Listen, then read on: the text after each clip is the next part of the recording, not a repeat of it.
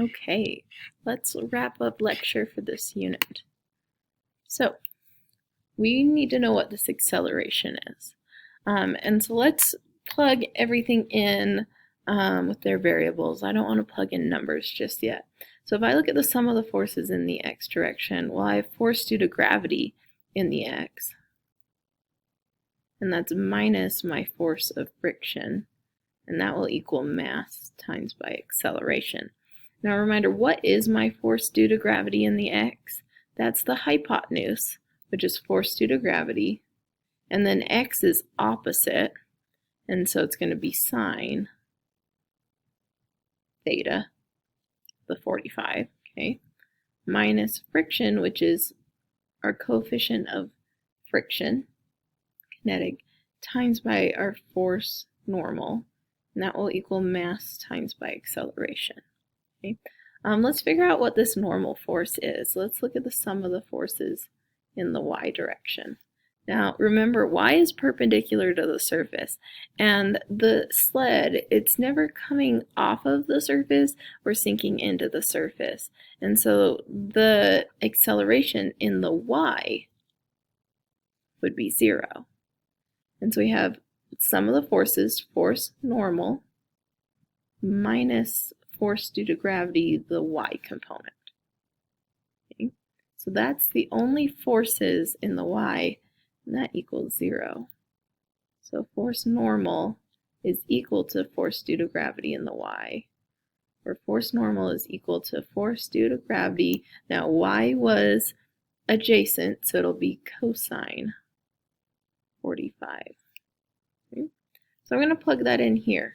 So I have force due to gravity sine theta minus mu k, force normal, which was force due to gravity cosine theta, which equals m. I have force due to gravity on both components here, so how about I factor that out? How do I say force due to gravity sine theta minus coefficient of kinetic cosine theta equals ma. Now we can take this one step forward. Further. Force due to gravity is mass times by acceleration due to gravity, right? Mass times by acceleration due to gravity. And notice how we have mass on both sides of this equation. It's both here and there, so they cancel with each other. Okay? And so to figure out acceleration, it's just the acceleration due to gravity multiplied by sine theta minus mu k, coefficient of kinetic friction, cosine theta. And that's going to equal the acceleration. Okay. So let's plug that in. About that, let's continue. So AG, acceleration due to gravity, 9.81 meters per second squared, multiplied by the sine of 45 minus mu k, which was 0.18, cosine 45. That's going to be the acceleration. So let's plug that in. So we have 9.81 times by, now I'm going to put a parentheses because it's all of this, right? So then that's going to be the sine of 45 minus 0.18 times by the cosine 45, 5.6, round that up. Well, so it was 5.688, we'll round that up to 9 meters per second squared.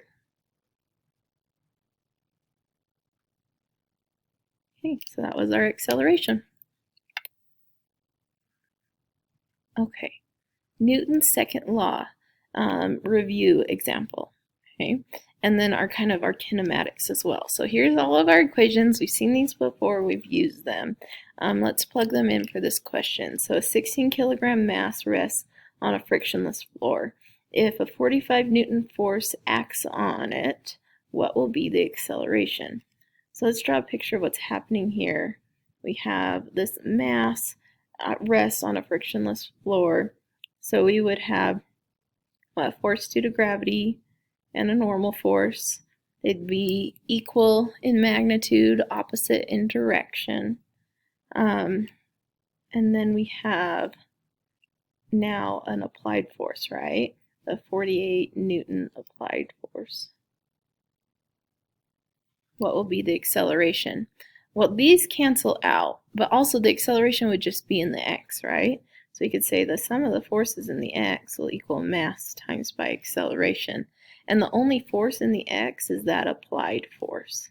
And that would be mass times by acceleration. We're solving for acceleration. So we'll divide both sides by mass. So that applied force was 48 newtons. The mass was 16 kilograms. That gives us 3.0 meters per second squared. Okay, so that's our acceleration. How far will it slide in 2 seconds? Okay, so we know the acceleration. We know the time. Let's make our list. Let's call where it's starting. That's going to be our origin. Okay, so x initial equals 0. X final, that's what we're looking for. How far will it slide? Velocity initial, it was at rest, so that was 0. Velocity final, we don't know. Acceleration is 3 meters per second squared. Time initial is 0. Time final is 2.5 seconds. So I need to pick a kinematic equation where the only thing I don't know is what I'm solving for. Okay, so I can't use anything that has velocity final because I don't have that info and I'm solving for position final. So this one has velocity final, so that's not going to work. This one does not, and that one does, so that's not going to work. So we need to use this kinematic equation. X final equals x initial, velocity initial, t final, plus 1/2 acceleration, t final squared. X initial was 0, velocity initial was 0. So x final is equal to 1/2 acceleration time final squared. So 1/2 multiplied by 3 meters per second squared multiplied by time, which is 2.5 seconds squared. So I'm going to plug that in.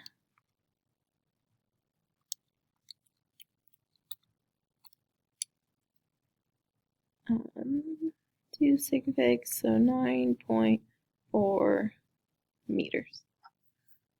Okay. How fast will it be going after the 2.5 seconds? Okay, so we know x final now, 9.4 meters. And now we're going to solve for velocity final. So again, we're going to pick an equation, but we know all our information except for the unknown. So we better pick an equation that has velocity final.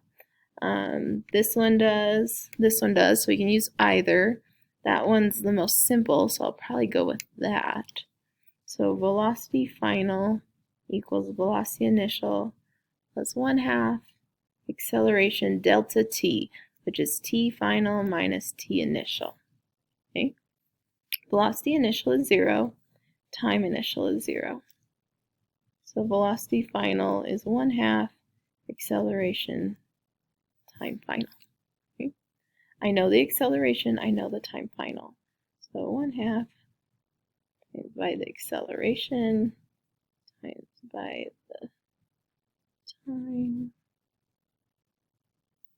Okay. So that would equal 3.8 meters per second.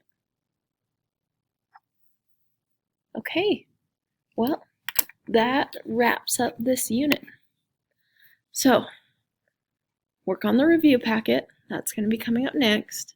And come prepared for the exam. Make sure you have all your notes filled out, and so you can have that resource understood and ready for you.